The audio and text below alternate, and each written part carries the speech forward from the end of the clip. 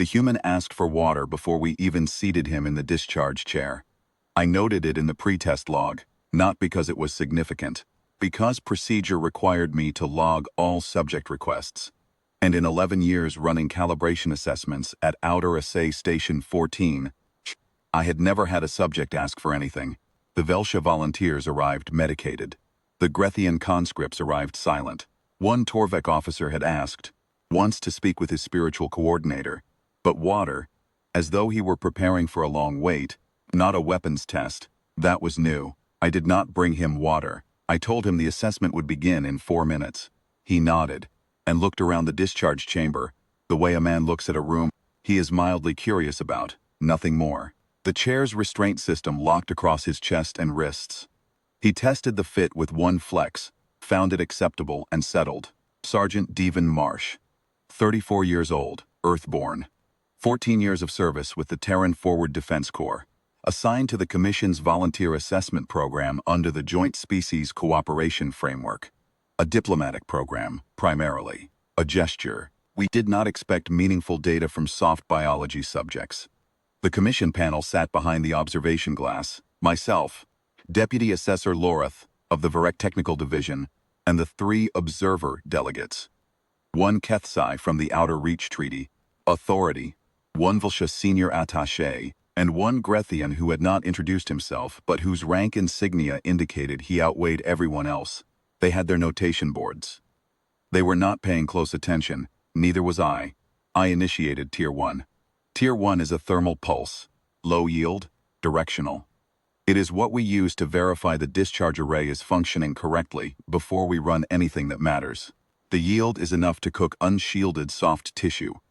Every subject in my 11 years had required medical intervention at Tier 1, and we had protocols for that. The medic team outside the blast door, the cooling packs, the sedation kit. Marsh flinched, that was all. He pulled his chin down slightly, the way you do when a bright light hits your eyes. And then he straightened again. His respiration elevated by 4 points, held for 6 seconds, and returned to baseline. The thermal sensors on the chair registered an absorption event at the subject's skin surface. No tissue rupture, no burning, no distress signal from the biomonitors. I ran the diagnostic on the instruments. The instruments were functioning correctly. I logged the result and moved to Tier 2. Tier 2 is a sustained radiation pulse, the kind of yield we use to assess shielding integrity in hull, plating. 3 seconds of directed output at a dosage that, in every species we had tested, induced immediate cellular breakdown in unprotected tissue. The Grethian observer looked up from his board for the first time. I think he thought I had made an error. I had not made an error. Marsh closed his eyes during the pulse. His jaw tightened. When it ended, he opened his eyes and looked at the observation window. Not at me, just at the glass. The way you look at a wall you are waiting to be done looking at.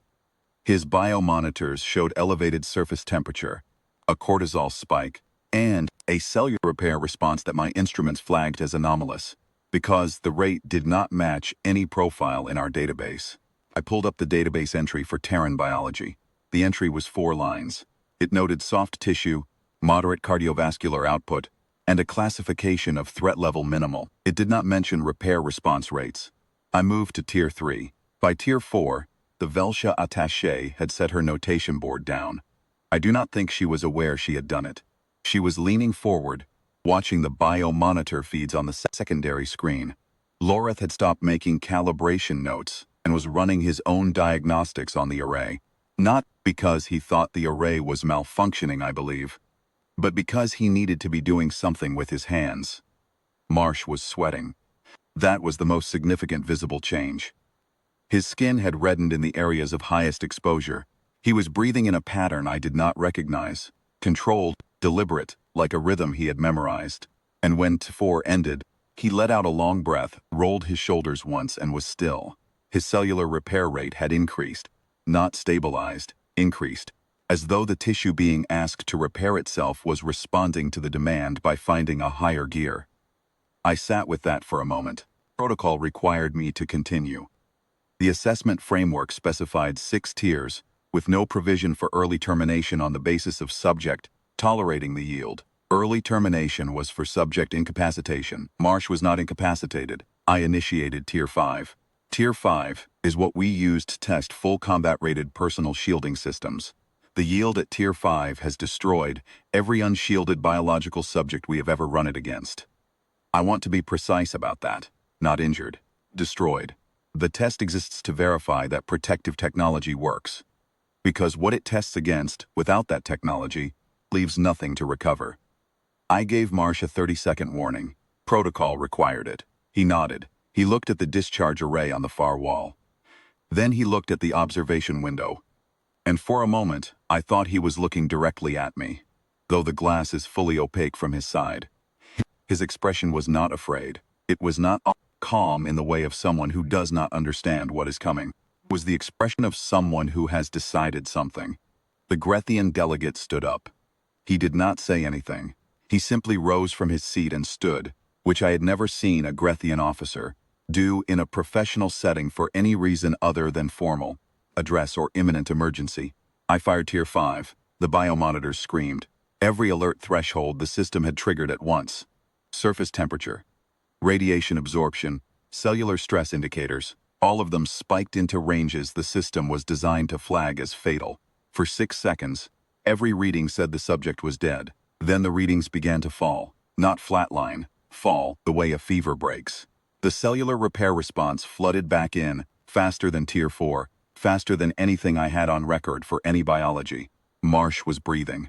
His head was down, chin nearly to his chest. His hands on the chair's armrests were white-knuckled, but he was breathing, and the biomonitors were revising their assessment in real time, downgrading from fatal to critical to serious to. By the time 1 minute had passed, elevated stress, no systemic failure detected. He raised his head. He looked at the window again. "Is there water?" he said, "or not?"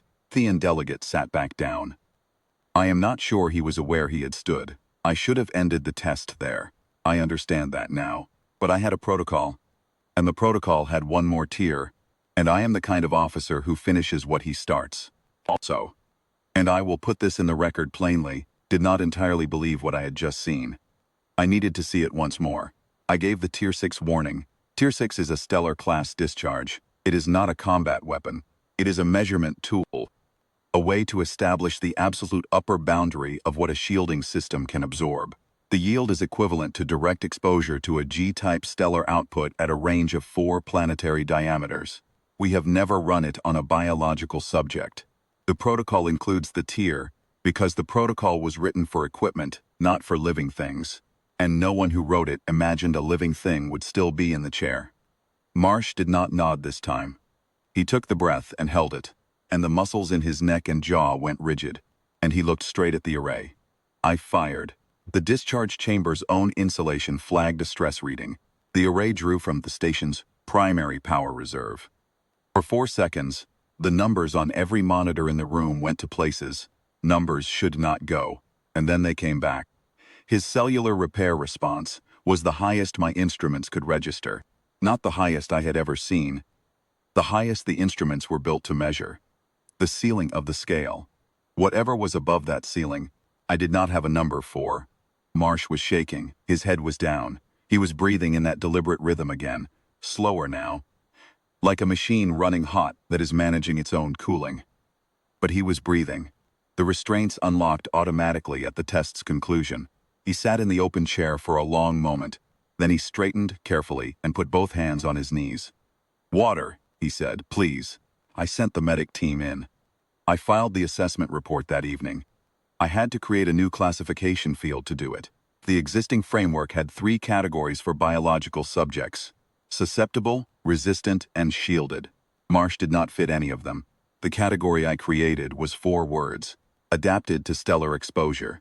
The Grethian delegate submitted a formal request for transfer to a different station before the medic team had finished their work. He did not explain why. I did not ask. I know what he saw. He saw what I saw. Not a subject who had survived a weapons test. A subject who, by Tier 6, had stopped being damaged and started being exercised. A biology that did not fight the energy. A biology that had spent its entire evolutionary history inside it, on a world parked close to a star, and had simply built itself around the fact that the star was always there. I have run assessments for 11 years. Never revised the threat classification of a subject after a test. Marsh's file now reads, Class 7 unshielded active. He drank 2 full containers of water, thanked the medic, and asked when the next shuttle to the transit ring was departing. I did not have an answer for that either.